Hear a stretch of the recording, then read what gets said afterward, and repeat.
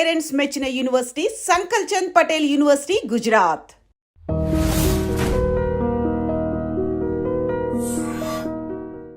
అప్పుడు నా marriage అవుతున్నప్పుడే MG Ramachandran గారు సీఎం అయ్యారు. ఆయన కూడా 1977 ఫస్ట్ టైం సీఎం అయ్యారు.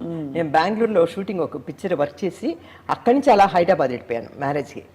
September 4th నా మ్యారేజ్ అనమాట. అప్పుడు ఎంజిఆర్ గారికి ఫోన్ చేశాను.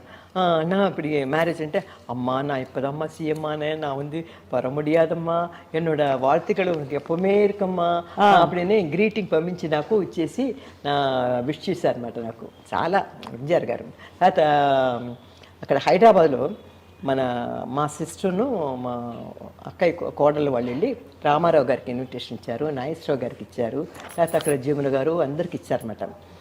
రాత్రి 2 గంటలకి నా మ్యారేజ్ అప్పుడు రామారావు గారు వచ్చారు నా మ్యారేజ్కి. నాగేశ్వరరావు గారు ఆయన వైఫ్ అన్నపూర్ణమ్మ గారు వచ్చారు. తర్వాత రామానాయుడు గారు వచ్చారు, కాంచన వచ్చింది. తర్వాత వచ్చి చాలామంది వాణిశ్రీ వచ్చి నన్ను పెళ్లి కూతురు చేయటం డెకరేట్ చేయటం అంతా వాణిశ్రీ ముందు రోజే వచ్చేసి పెళ్లి రిసెప్షన్ అంతా తనే చూసుకుంటాను. అందరూ చాలా ఆల్మోస్ట్ అక్కడ ఉన్న వాళ్ళందరూ హైదరాబాద్లో ఉన్న వాళ్ళందరూ వచ్చారనమాట. అలాగే నా మ్యారేజ్ వచ్చి నైట్ 2 o'clock అయిందమ్మా. దాని తర్వాత మళ్ళీ సినిమా ఫీల్డ్ పక్క నేను తొంగి కూడా చూడలేదు. అక్కడి నుంచి రీఎంట్రీ అంటారు. రీఎంట్రీ కాదు, ఏ ఎంట్రీ ఇవ్వలేదు. ఇప్పుడు నేను ఈ ఛానల్కి ఇవ్వడం కూడా ఒకసారి స్టార్ట్ చేసింది ఎలా అంటే, ఈ ఛానల్కి ఇంట్రెస్ట్ మ్యారేజ్ అయిపోయింది. తర్వాత నా లైఫ్ కొద్దిగా చెప్పాను కదా అలాగేది అన్నీ చూసేసాను లైఫ్లో. మా ఆయన హార్ట్ అటాక్ రావటం, చనిపోవటం, నా బాబు తక్కువ టైం కదమ్మా, 6 ఏళ్లలో చాలా తక్కువ. నా లైఫ్ అది ఆహాని ఎత్తింది, ఆహాని దింపింది నా లైఫ్. నేను అనుకోకుండా హీరోయిన్ అయిపోయాను. అసలు సినిమాలో చేరుదామని అనుకోకుండా చేరిపోయాను. తర్వాత అనుకోకుండా రామారావు గారితో అగ్గిపిడుగు, అగ్గిబరట వీటిలో చేసి పెద్ద హీరోయిన్ అయిపోయాను. తర్వాత వచ్చి అన్ని మలయాళం, కన్నడం, అన్ని లాంగ్వేజ్, అన్ని భాషలో అందరు హీరోలతో, పెద్ద హీరోలతో, కన్నడం కానీ మలయాళం కానీ అన్నిట్లో యాక్ట్ చేశాను. మంచి లెవెల్కి వెళ్ళిపోయాను పెళ్లి చేసుకొని. అందరు ఆహా రాజశ్రీ బంపర్ అనుకున్నా, జాక్పాట్ కొట్టిస్తుంది అన్నారు. అవి ఆహానే ఉంది. మా ఆయనకి 10 మంది మొత్తం, అందరు పెద్ద పెద్ద లెవెల్లో. ఒక ఆయన హైకోర్టు జడ్జి, ఒక ఆయన అడ్వకేటు, ఒక ఆయన డాక్టరు, ఒక ఆయన వచ్చి చిలకలూరుపేట చైర్మన్. తర్వాత అందరు పెద్ద పెద్ద లెవెల్. హైకోర్టు జడ్జి అంటే చూడండి, తోట లక్ష్మయ్య గారు, ఒక ఆయన డాక్టరు, ఒక ఆయన పోలీస్ ఇన్స్పెక్టరు, అందరు ఉన్నారండి మా ఫ్యామిలీలో. పెద్ద కుటుంబం. మా 2 ఆడబిడ్డలు అందరు ఉన్నారు. అక్కడ పడేసరికి బయట ప్రపంచం తెలియలే. ఏంటి గుట్లు చిల్లగల. నాకు ఈ సినిమా అలవాటుపోయి సినిమా వాడి మొహం కనపడి. అప్పుడు ఛానల్స్ లేవు ఎక్కువ. ఇప్పుడు దూరదర్శనం ఏదో వేసేవాడు, 2 ఛానల్స్ ఉండేవి. అబ్బా మన సినిమా ఏదో ఒక సినిమా చూస్తే అబ్బా మనవాడు మొహం చూస్తున్నాను కదా అనుకుని ఎంతో సంతోషపడిపోయేదాన్ని అనమాట. అంటే ఇది ఉండేదన్నమాట. పిక్చర్ చూస్తుంటే అయ్యో అంజమ్మ గారు వీళ్ళందరూ చూస్తుంటే అలాగా నాకు అంజమ్మ గారు, భానుమతి గారు వీళ్ళందరూ పెద్దవాళ్ళందరినీ చాలా ఇష్టపడతాను నేను. సుశీలమ్మ గారు అందరూ నాతో చాలా ఒక ఇదిగా మూవ్ అవుతాం అనమాట మేమందరం. కానీ ఫోటోలు చూస్తుంటే అమ్మా ఎన్ని మెమరీస్ వెంట పెట్టుకున్నారు. జయలలిత గారు తెలుగులో తమిళ్లో యాక్ట్ వేశారు కదా కొన్ని జానపదాలు. అవి గోపాలుడు, భూపాలుడు, వాళ్ళ అమ్మతో కూడా యాక్ట్, సంజయ్ గారు కూడా యాక్ట్ చేస్తారు. నాకు నిత్య కళ్యాణంలో మా అమ్మగా యాక్ట్ చేసింది, కన్నడంలో యాక్ట్ చేసింది ఆవిడ. చాలా ఉంది కానీ చెప్పను నేను, ఎందుకంటే ఈ పాట అమ్మా ఏమో ఏమో అది నాకేమో ఏమో అయినది, అదే కదా? అవును, అది ఏం పిక్చర్ అది నాకు జ్ఞాపకం రావట్లేదు. అగ్గిపిడుగు అది కృష్ణకుమార్. నాది వచ్చి నీవే నీవే నీ చేతి వేణను నేనే, అది ఒకటి. తర్వాత గిలిగిలి నేను పరిగెత్తు. ఆయన చాలా మంచి పిక్చర్. ఇంకోటి కానమ్మా, ఒకదాన్ని మించి ఒకటి మీ క్యారెక్టర్స్, మీ జీవితం. అది మీ వారి 6 ఏళ్ల సావాసం తర్వాత మిమ్మల్ని కంపెనీ అంటే మీరు ఎందుకంటే సినిమా మీ ప్రపంచం, మీరు ఎరిగినవన్నీ వదిలేశారు ఆయన కోసం. తర్వాత what is keeping you going? మీరు ఇంకా ముందరకెళ్ళడానికి మీ స్ఫూర్తి ఏమిటి? నాన్ పోగం పాదయిలే అంటే నేను వెళ్ళే మార్గంలో ఈ ట్రైన్ వెళ్తూ ఉంటుంది కదా. ట్రైన్ అవును ఒక్కొక్క స్టేషన్లో ఒక్కొక్కరు మన దిగిపోతుంటారు, మనకి ఎంతో క్లోజ్గా మూవ్ అయినవాడు. అదేలాగా నా జీవితంలో చిన్నప్పటి నుంచి కూడా నేను చేసే ప్రయాణంలో ఒక్కొక్కరు నా లైఫ్లో వచ్చారు వెళ్ళిపోతున్నారు, ఒక్కొక్కరు వచ్చారు వెళ్ళిపోతున్నారు. అదేలాగా నా లైఫ్ ఇప్పుడు ఎండ్కి వచ్చిందనమాట.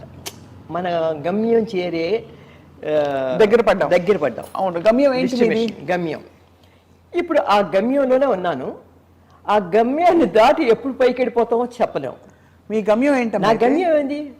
నా గమ్యం నావన్నీ అంటే నేను చెప్పాలంటే భగవంతుని దయ వల్ల అన్నీ నాకు నెరవేరిపోయాయి. భగవంతుడు అంటే మా ఆయన లేడని తప్ప, మా ఆయన ఎంఏఎల్ఏలో మాస్టర్ ఆఫ్ లా, పెద్ద చదువు చదివాడు. అవునమ్మా. అలాగనే నా కొడుకు కూడా చదువు అంటే చాలా ఇష్టం. ఒంటరిగా అమెరికా వెళ్ళాడు, డిగ్రీ కంప్లీట్ చేశాడు, చదువుకున్నాడు, ఉద్యోగం చేసుకున్నాడు. వాడు కాళ్ళ మీద వాడు నిలబడ్డాడు. ఒకే ఒక కొడుకు నాకు. చిన్నప్పటి నుంచి నాకు ఏ కష్టం నాకేం లేదు. నా కొడుకే నాకు లోకం, ప్రపంచం అంతా. వాడిని చూసుకొనే నేను ఇలా ఉన్నా అంటే ఈరోజు హాయిగా. నా కొడుకు ఇప్పటికీ కూడా నా కొడుకు ఎక్కడికైనా వెళితే చూస్తాడు. పొద్దున్నే లేచి వచ్చి నన్ను చూడకుండా వెళ్ళడం చూస్తాడు. అమ్మా ఎలా ఉన్నా, బాగున్నావా అంటాడు. ఇది ఎలా వస్తుంది? ఒకే ఒక కొడుకమ్మా నాకు. మా ఆయన చనిపోయేటప్పుడు నా కొడుకు 3 సంవత్సరాలు. అయ్యో, 10 years ఎక్కడ బయట ప్రపంచంలో నా ఫేస్ చూపించలేదు నేను. ఈరోజు ఇలా కూర్చున్నానంటే అయ్యో నా కొడుకు చదువుతున్నాడు, అమెరికా వెళ్ళాడు, ఎలా ఉన్నాడు ఏమిటో అని భయపడిపోయేదాన్ని. బెంగ పట్టుకొని ఎక్కడికి వెళ్ళలేదు. తర్వాత మా బాబు పెళ్ళికి జయలలిత గారు వచ్చి మన ఇంట్లో రిసెప్షన్కి వచ్చి ఒక ½ hour కూర్చుంది. అందరు ఆర్టిస్టులు ఆల్మోస్ట్ మెడ్రాస్లో ఉన్న లేకపోతే మంజుళ వాళ్ళు ఎవరు లక్ష్మి గిష్మి అందరూ వచ్చేసారు అనమాట. సరోజాదేవి పాప కృష్ణకుమార్ గారు ఎక్కడికి రారు.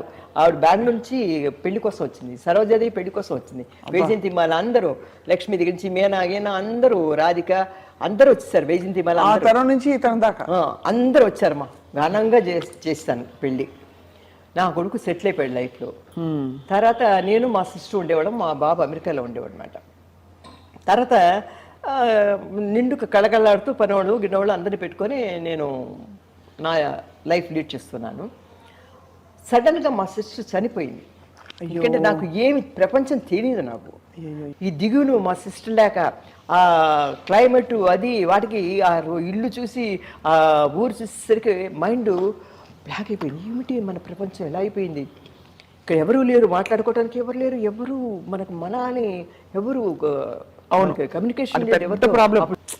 కానీ ఏం చేస్తాం, కలిసి ఉండాలి కదా. ఇప్పుడు వస్తూ పోతుంటారమ్మా మీరు? తర్వాత ఏమైందంటే చాలా రోజులు మా బాబుకి పిల్లలు పుట్టలేదు కదా, వాళ్ళు అమెరికాలో ఉన్నారు కదా. నేను వెళ్ళాను, ఒక పాప పుట్టింది ఫస్ట్. అబ్బా. వెళ్ళిన ఒక 1 yearలో ఒక పాప పుట్టింది అనమాట. మా ఆయన చనిపోయినా కూడా మా సిస్టర్ ఎప్పుడు సపోర్ట్గా ఉండేది నాకు. ఆవిడ 92 సంవత్సరాలు ఆవిడ మంచం మీద ఉన్నా కూడా అంత తెలివితేటలు గైడ్ చేసేది అనమాట. అన్నీ చెప్పుకునేదాన్ని. అందులో అంత ఏజ్ గ్యాప్ ఉంది కాబట్టి ఖచ్చితంగా మా మదర్ లాగా చూసుకున్నాను అనమాట. తల్లిలాగే. ఆవిడ చనిపోయేసరికి ఒకలాగైపోయింది. నా కొడుకు అన్నాడు, అమ్మ ఇంత పెద్ద ఇంట్లో నువ్వు ఒంటరిగా వద్దు, నాయనమ్మ ఉందని. నాయనమ్మ అంటాడు మా అక్కయ్యని, పెద్దమ్మ అండు, నువ్వు నాతో వచ్చి అన్నాడు. అని చనిపోయిన వెంటనే టికెట్ బుక్ చేసి ఇంకా నా ఎస్ నో చెప్పక్కర్లేదు, పట్టుకొని వెళ్ళిపోయాడు అమెరికా. అదొక ప్రపంచం అయిపోయింది. అమెరికాకి వెళ్ళిపోయేసరికి సెల్ ఫోన్లు లేవు, ఏమి లేవు. చాలా అదైపోయి పిచ్చి పెట్టినట్లు అయిపోయింది. నేను అమెరికాలో అడుగుపెట్టిన తర్వాత నాకేంటంటే బోర్ కొడుతుంది అనుకుంటుంటే ఆ భగవంతుడు చూడండి ఒక పాపనిచ్చాడు అనమాట. ఆ పాపకి 1 year అయ్యేటప్పుడు ఇంకో పాపనిచ్చాడు. ఓ శుభం. అయితే ఇంకా 2 మనవరాళ్ళు నాకు, 2 పేర్లు. పెద్ద పాప పేరు వచ్చి అనన్య. మా బాబు పెట్టడం ఎలా అంటే, వాడి పెళ్ళి నా బర్త్డే December 7th కదా, వాడి పెళ్ళి December 7th పెట్టుకున్నాడు అనమాట. మా అమ్మ బర్త్డే రోజు మ్యారేజ్ పెట్టుకోవాలని. తర్వాత పెద్ద పాపకి పేరు అనన్య. అనన్య రాజశ్రీ తోట ఫుల్ పేరు అనమాట. రాజశ్రీ పెట్టేశాడు అందులో, తోట ఇంటి పేరు. అవును. చిన్న పాప పుట్టింది. చిన్న పాప పేరు ఏం చేశా అంటే టియా టియా టీ టీ టీ టియా టియా పాంచజన్యం తోట. వాడు నాన్నగారి పేరు పెట్టేసుకున్నాడు. అమ్మ పేరు నాన్నగారి పేరు పెట్టేసుకున్నాడు. వాడు పెళ్లి రోజు వచ్చి నా బర్త్డే డేట్ పెట్టేసుకున్నాడు అనమాట. అద్భుతం కదమ్మా. దేవుడు ఇచ్చిన వరం అది ఒకటే. నా కొడుకుని నా కోడలు అంతతో అమెరికాలో ఉండేవాడు, నేను ఇక్కడ ఉండేదాన్ని ఒంటరిగా. మా అక్కయ్య చచ్చిపోయిన తర్వాత, అదే అమెరికాలో ఉన్న తర్వాత అక్కడ నాకు అంటే గ్రీన్ కార్డు అది లేదు. వాళ్ళంతా సిటిజన్స్ అన్నమాట. నా కొడుకు కోడలు మనవరాలు ఎంతసేపు అమ్మా ఇలా స్పాన్సర్ చేస్తూ వచ్చేస్తాం మీకు? కానీ నాకు ఇక్కడ ప్రాపర్టీ ఎంతమంది కదమ్మా, అది నేను అక్కడ డిక్లేర్ చేసుకొని అవసరం పడాలి, దానికోసం తీసుకోలేదు. నాది టూరిస్ట్ వీసా పెట్టుకున్నాను. అది వెళ్ళి వస్తూ వెళ్తూ ఒక సంవత్సరానికి 8 టికెట్లు అవుతాయి నాకు.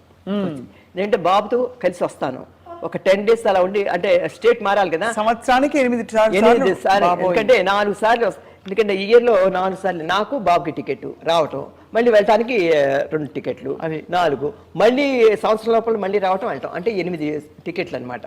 8 సార్లు వచ్చి 4 సార్లు వచ్చి రావటం వెళ్ళటం అలాగైపోతుంది అనమాట.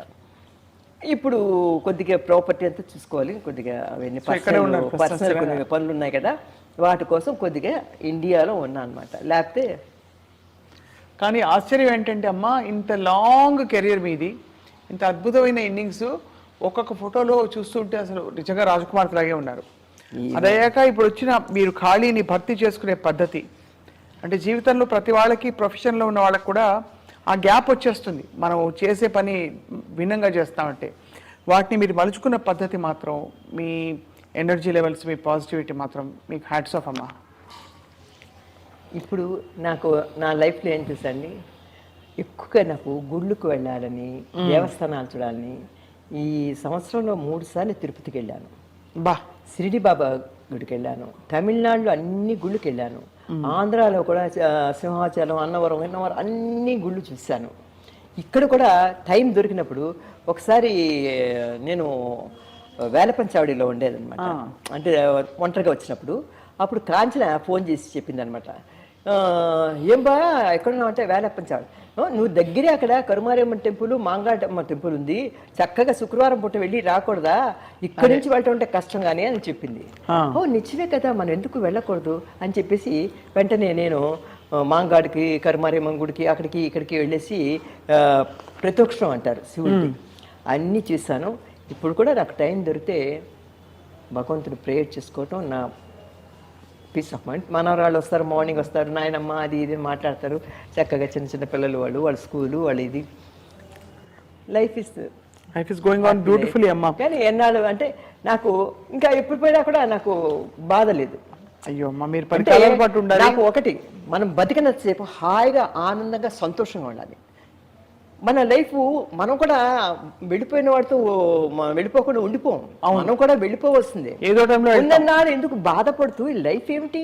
అవును, మీరు వచ్చారు, మీతో మాట్లాడతాను, టైం స్పెండ్ చేశాను, మీరు అడిగారు నన్ను గురించి, ఇది ఒక ఆర్టిస్ట్గా ఉండి ఇంత అందరితో యాక్ట్ చేయబట్టి మీరు మా ఇంటికి వచ్చారు కావాలని, లేకపోతే ఎందుకు వస్తారు? మీరెవరో నేనెవరో.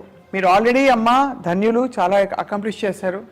ముందు కూడా మీకు భగవంతుడి ఆశీస్సులు అన్నీ, అంటే ప్రేక్షకుల అభిమానం, ప్రేమ ఎప్పటికీ ఉంటుందని కోరుకుంటున్నాం.